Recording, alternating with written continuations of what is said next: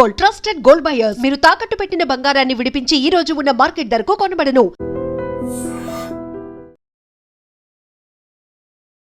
చెర్లపల్లి విజయశాంతి రెడ్డి కేసుకి సంబంధించి మిస్టరీ వీడింది అన్నటువంటి మాట పోలీసులు అయితే తేల్చారు. ఎందుకంటే దగ్గర 8 నుంచి 9 రోజులు అవుతోంది. వీళ్ళు 30 తారీఖున చనిపోతే ఇప్పటికీ కూడా కేసు ఇన్వెస్టిగేషన్ కి సంబంధించి ఈ రోజు వరకు కూడా పూర్తి స్థాయిలో అన్ని కోణాల్లో దర్యాప్తు చేస్తున్నటువంటి పోలీసులకైతే ప్రాథమికంగా నిర్ధారణ చేసింది ఏంది అంటే ఆమెకు లోన్లీనెస్ అట్లాగే డిప్రెషన్ కారణంగానే పూర్తి స్థాయిలో వాళ్ళ ఇద్దరి పిల్లల్ని కూడా అంటే డిప్రెషన్ కి లోన్ అవ్వడమే కాకుండా డిప్రెషన్ తోని ఆమె చనిపోతే గనక మళ్ళా మీ ఇద్దరు జీవించలేరు అనేటువంటిది కన్విన్స్ చేసి మరి పిల్లల్ని ఒప్పించి మరి అందరూ సూసైడ్ చేసుకున్నట్టుగా నిర్ధారణకైతే వచ్చారు. యాక్చువల్లీ ఈ కేసులో ఎప్పుడైతే చెర్లపల్లి రైల్వే స్టేషన్ లో వీళ్ళు ముగ్గురు ఆత్మహత్య చేసుకున్నారో ఆ టైంలో కూడా అక్కడే ఆమెనే కార్ డ్రైవ్ చేస్తూ దగ్గర 8 గంటల పాటు వాళ్ళ పిల్లలతోని గడిపిన తర్వాత లాస్ట్ లో చెర్లపల్లి రైల్వే స్టేషన్ కి వెళ్ళి ట్రైన్ కింద పడి ఆత్మహత్య చేసుకున్నారు. సో అప్పుడు కార్ ఎక్కడైతే నిలిచి ఉందో ఆ కార్ లో ఒక చిన్న స్లిప్ లాంటిది ఉండింది. దానిపైన కూడా ఆమె రాసింది అంటే నా చావుకి ఎవరు కారణం కాదు, నాకు లోన్లీనెస్ వల్లనే నాకెవరూ లేరు అన్న ఫీలింగ్ తోనే నేను చనిపోతున్నట్టుగా అందులో రాసిన ఉన్నటువంటి పరిస్థితి. అంటే ఒక రకంగా చెప్పాలంటే నోట్ రాసి మరి చనిపోయారు. కానీ దీంట్లో ఏదైనా బలమైన కారణం ఉంటుంది అనే కోణంలో విచారణ చేశారు. ఎందుకంటే ఓన్లీ విజయశాంతి రెడ్డి చనిపోయి ఉంటే వేరేలాగుండేది. కానీ inter first year second year చదువుతున్నటువంటి ఇద్దరి పిల్లలతో కలిసి Vijayashanti Reddy that railway station లో పూర్తిగా ట్రైన్ ఎదురుగా నిల్చొని అంత భయంకరమైనటువంటి చావు ఎందుకు కోరుకున్నది అనే కోణంలోనే ఏదైనా బలమైన కారణం ఉండుంటుంది అనే కోణంలోనే అన్ని ఆధారాలతో సహా ఏ క్లూ కూడా వదలకుండా విచారణ చేసినటువంటి పోలీసులు ఆమె లోన్లీనెస్ వల్లనే పూర్తి స్థాయిలో విజయశాంతి రెడ్డి వాళ్ళ ఇద్దరు పిల్లలతో కలిసి ఆత్మహత్య చేసుకున్నట్టుగా ప్రాథమికంగా అయితే నిర్ధారణకు వచ్చారు. కానీ ఆమె డిప్రెషన్ కి కారణం ఏంటి, డిప్రెషన్ లో ఉండడానికి రీజన్ ఏంటి, దీనికి ఎవరు కారణమై ఉంటారు, ఎందుకు ఇంత లోన్లీనెస్ ఫీల్ అయింది, ఎందుకంటే ఆమెతో పాటు వాళ్ళ అమ్మ ఉంటుంది, అట్లాగే చాలా దగ్గరలో వాళ్ళ తమ్ముడు చిరంజీవి కూడా ఉంటాడు, అట్లాగే వాళ్ళ హస్బెండ్ మంచి లైఫ్ లీడ్ చేయాలి అన్న కారణంతోని దుబాయ్ లో ఉంటాడు.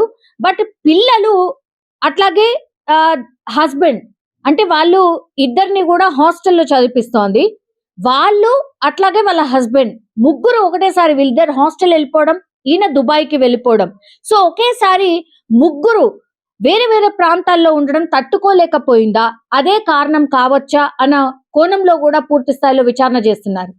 ఏ కోణంలో సర్చ్ చేసినా సరే నిన్నటి వరకు కూడా పోలీసులకు ఒక్క క్లూ దొరకలే. ఎందుకంటే ఆమె కేవలం హౌస్ వైఫ్ మాత్రమే కాదు, ఆమె సాఫ్ట్వేర్ ఎంప్లాయ్, చాలా మంచి ఎంప్లాయ్, ప్రొఫెషనల్ గా చాలా బాగుంటుంది, ఒక టీమ్ ని లీడ్ చేస్తుంది అని అంటే ఆఫీస్ లో ఈమెకి ఏమైనా ప్రాబ్లం ఉందా, ఆఫీస్ లో ఎవరైనా ఏమైనా హెరాస్ చేశారా, ఈ కోణంలో కూడా విచారణ చేసిండ్రు.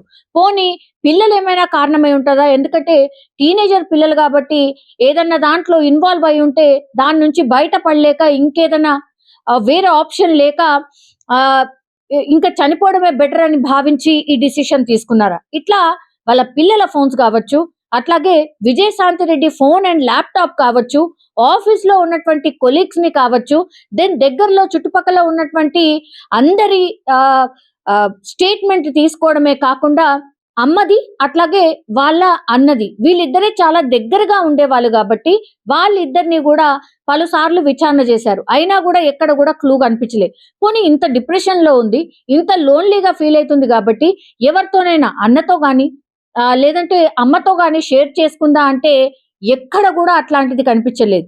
అంటే లోన్లీనెస్ ఆమెను లోపల కిల్ చేసేసింది. ఇంకా నాకు వేరే ఆప్షన్ లేదు, నాకు అందరు దూరంగా ఉంటున్నారు కాబట్టి నేను ఇంకా ఉండలేను, బతకలేను అనుకొని ఆమెనే డిసైడ్ చేసుకొని వాళ్ళ పిల్లల్ని కూడా ఎంత భయంకరంగా ప్రిపేర్ చేసిందో మరి ఏం చెప్పిందో తెలియదు. కానీ నేను చనిపోవాలనుకుంటున్నాను, నేను చనిపోయిన తర్వాత మీ ఇద్దరు ఎలా ఉంటారు అని భయం వేస్తుంది అని చెప్పిందా, లేకపోతే మీరు బతకలేరు అని చెప్పిందా, ఏం చెప్పిందో తెలియదు. పోనీ హస్బెండ్ ఏమన్నా కన్విన్స్ చేసే ప్రయత్నం ఏమన్నా జరిగిన తర్వాత కూడా అంటే రమ్మనమని చెప్పినా ఆయన రాలేదా? ఇట్లా అన్ని కోణాల్లో ఇప్పుడు ఈమె డిప్రెషన్‌కి కారణం ఏంటి అనే దాంట్లో పోలీసులు దర్యాప్తు అయితే స్టార్ట్ చేశారు. కానీ 8, 9 రోజులు సీసీ కెమెరాలు అనుకోండి, ఆమె బ్యాంక్ స్టేట్మెంట్ అనుకోండి, వాళ్ళ కొలీగ్స్‌ని అనుకోండి, వాళ్ళ రక్త సంబంధికులు అనుకోండి, వాళ్ళ హస్బెండ్‌ని అనుకోండి, ఎన్ని కోణాల్లో విచారణ చేసినా అసలు ఈమె ఆత్మహత్యకు కారణం ఏంటి అనేది మాత్రం ఎక్కడా తెలవనటువంటి పరిస్థితి. ప్రాథమికంగా నిర్ధారణకు వచ్చింది ఏంటంటే ఏ క్లూ కూడా లేదు.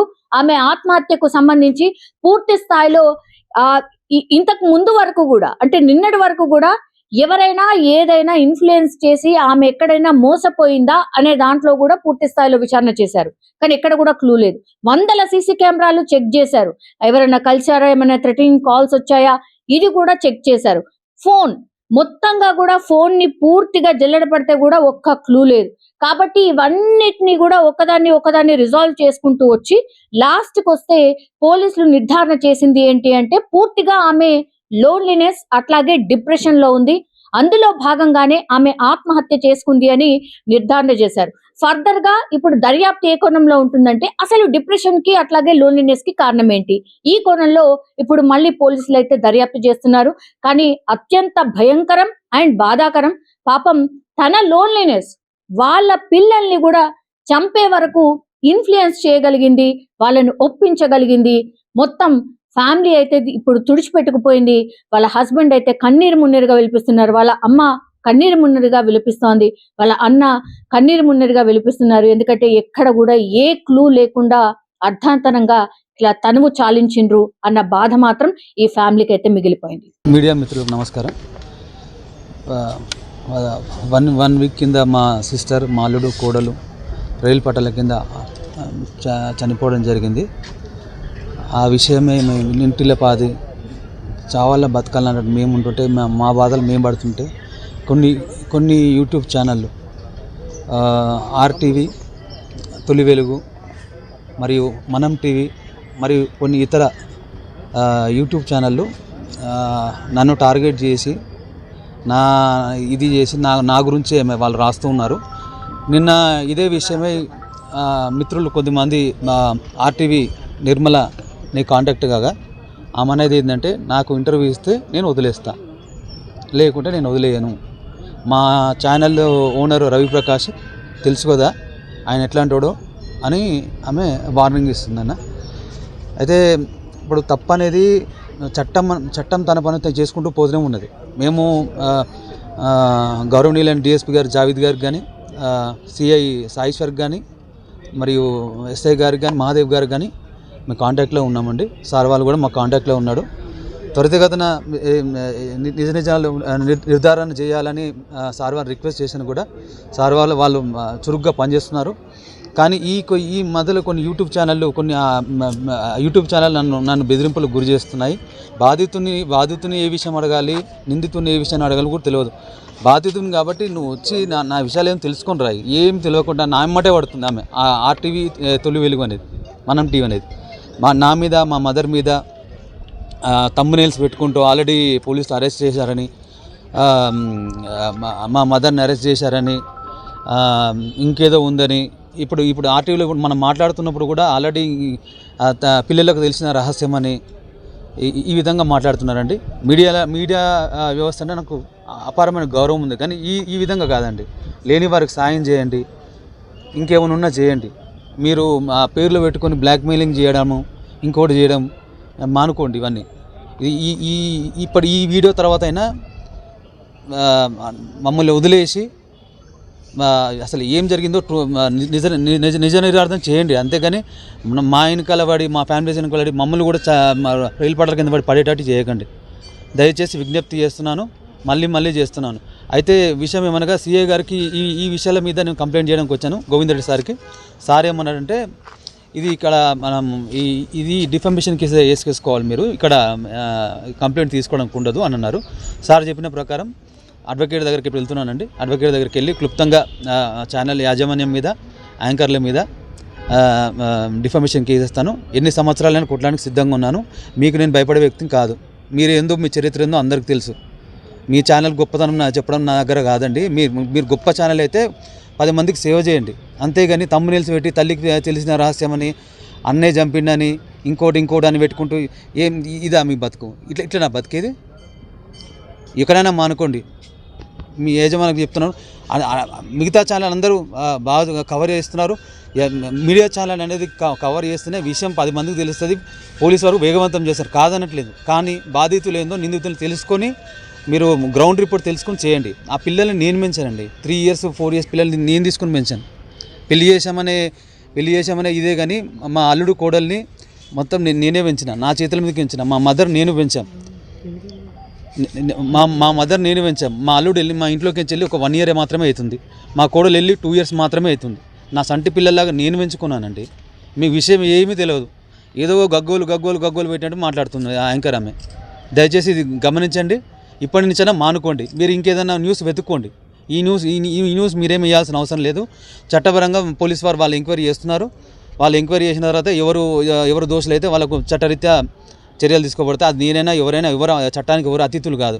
కానీ మీకు ఏం తెలియకముందే ఏదో తెలిసి ఏదో తమ్మునేల్స్ పెట్టి మళ్ళీ ఎంతమంది చంపుదామనుకుంటున్నారు? దయచేసి మానుకోండి. విజ్ఞప్తి చేస్తున్నా, దండం పెట్టి చెప్తున్నా. నిజంగా ప్రస్తుతం ఉన్నటువంటి సమాజం దేనికి ప్రయారిటీ ఇస్తుంది? ఆర్థిక సంబంధాల చుట్టూ మాత్రమే తిరుగుతుంది. మళ్ళీ ఎన్నికలు అనగానే చాలా విరక్తి కలుగుతాను. మంచి అనిపిస్తుంది కదా, లేడీస్ కూడా ఛాలెంజింగ్ జాబ్స్ చేసినప్పుడు చాలా బాగుంటది. ట్రాఫిక్ అసిస్టెంట్స్ గా నియమించిన ట్రాన్స్జెండర్స్ అందరితో సాల్యూట్ చేయించుకుంటున్నారు. ఫుడ్ డెలివరీ ఇవ్వటానికి వెళ్ళినటువంటి డెలివరీ బాయ్ అనిల్ పై కళ్ళ ముందు